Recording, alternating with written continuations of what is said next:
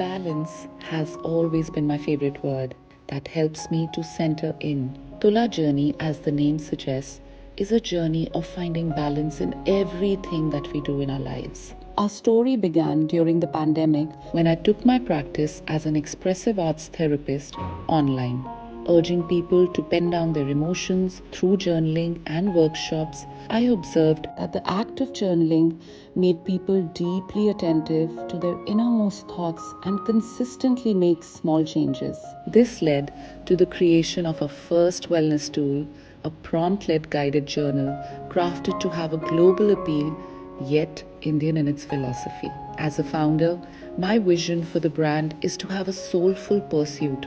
I feel it's important to have my work be in alignment with my soul and connect to the greater impact and contribution Tula Journey is here to make.